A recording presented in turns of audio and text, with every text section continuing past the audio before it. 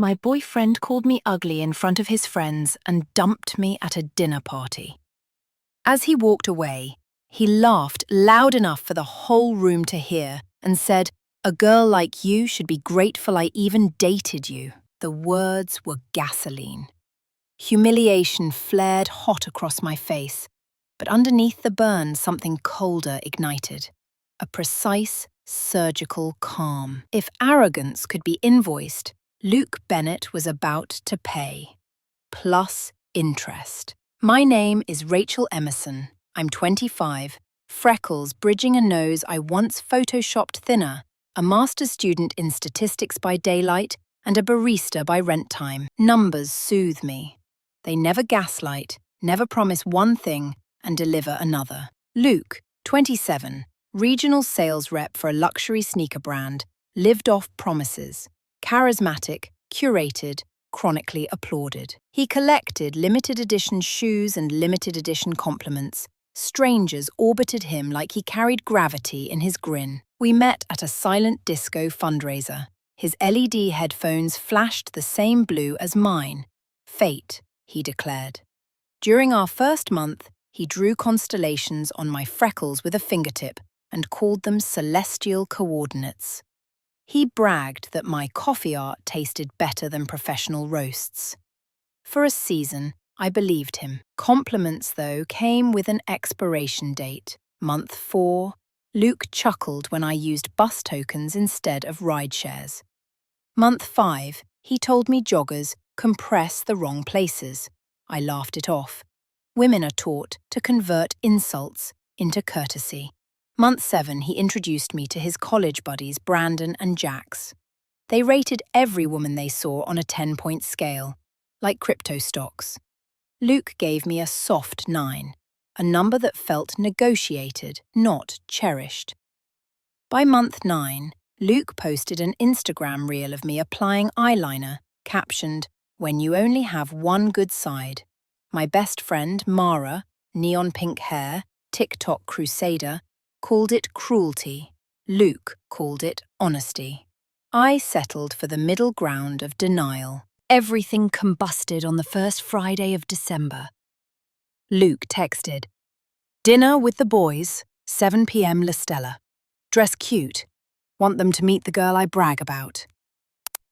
The words "dress cute" scratched, but I smoothed the feeling, slipped into my thrifted olive green dress, dabbed concealer over freckles Luke once praised, and wore my late mother's thin gold chain for courage. La Stella Trattoria glitters with glassware priced like rent. Luke already sipped his second margarita when I arrived. He kissed my cheek, spun me.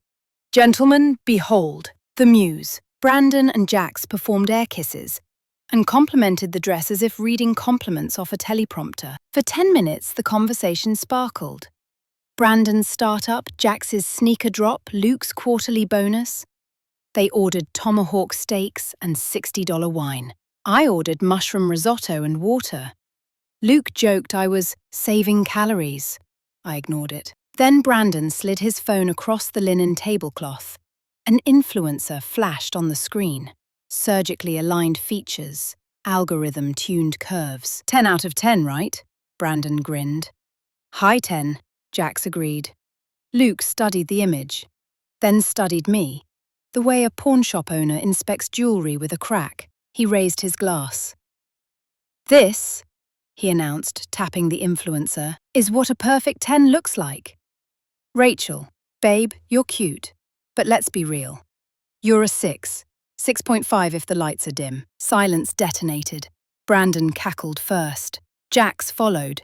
The table beside us froze mid-toast, and my bloodstream felt carbonated with shock. Luke winked at me as if I should applaud his honesty. I excused myself to the restroom, but I didn't cry. I opened the Notes app. Luke called me 6. 7:46 p.m. Brandon and Jax witness. I snapped a mirror selfie, eyes glassy, jaw squared. Evidence. Back at the table, Luke was reenacting my 6 face.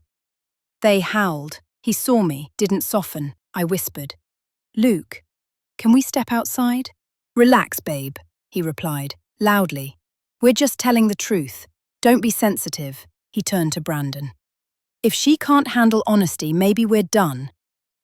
Luke dropped his napkin on half-eaten steak, straightened his designer coat and called toward me. Dinner's on you, Six. He strutted past the hostess stand, leaving my relationship and the bill collapsing behind him. While diners stared, I motioned for the waitress, slid her my card. Total, $312.61. I signed, then in the memo line wrote, "Ugly tax block letters." When I handed it back, she whispered, "Are you okay?" I said, "I'm better than he will be." Outside the at 6 a.m. my phone buzzed like an earthquake. TikTok, 500,000 views. Comments, "Print that receipt on merch. He's a walking -5. Ugly wear, girl is glowing." By lunchtime, 2 million views. 2:30 p.m. Email, Carrie HR at Luckstep Sneakers. Viewers had forwarded a clip of Luke mocking a plus-size customer in the same restaurant. Could I provide raw footage?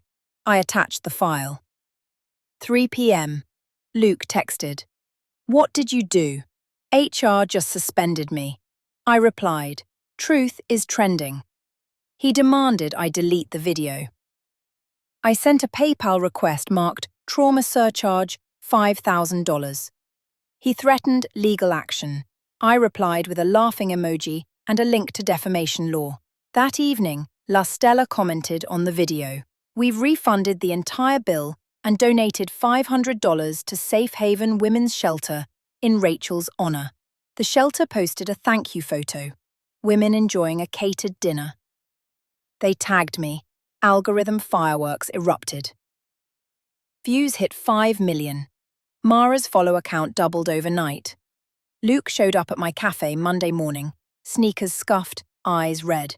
He waited in line, customers whispered. At the counter, he pleaded, "People think I'm a monster. I could lose my job, my brand deals." "Non-fat latte for Luke, that's $5.75. I answered, "Rachel, please." "Monsters forge their own mirrors," I said, sliding the cup. He reached as if to hug me. I stepped back. The cafe line applauded, without clapping. Luke posted a shaky apology video that night. Puffy eyes, quivering lip. Comments ratioed him with #6energy jokes until he disabled them and privatized his profile. HR issued a demotion and mandatory sensitivity training. Brandon set his Instagram to private. Jax's girlfriend dumped him by reposting the ugly tax with the caption, "Dodged a 6-foot bullet." A week later, an envelope arrived. A VIP card, hand-signed by La Stella's manager. Valid only if you dine with someone who rates you a 10. I framed it above my desk and painted a 30-inch canvas called Constellations on clearance, freckles rendered as galaxies on a discounted price tag. It sold at auction. Every dollar went to Safe Haven. Safe Haven invited me to teach an art workshop. A shy 12-year-old traced the freckles on my arm and asked if they were stars. I said, "Sky crumbs." She giggled so hard, paint splattered my olive dress, making it priceless. I never sent Luke another message. Some lessons echo, louder unsent. 6 months later, a woman DM'd me. Luke had asked her out. She'd Googled him first, found the ugly tax saga and declined. She thanked me for the public service.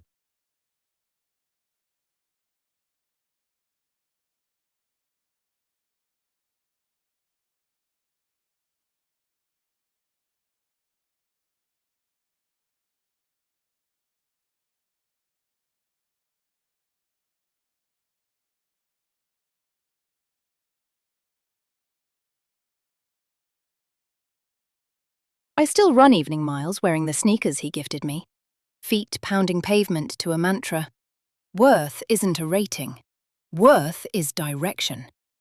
Every stride rewrites his 6 into infinity.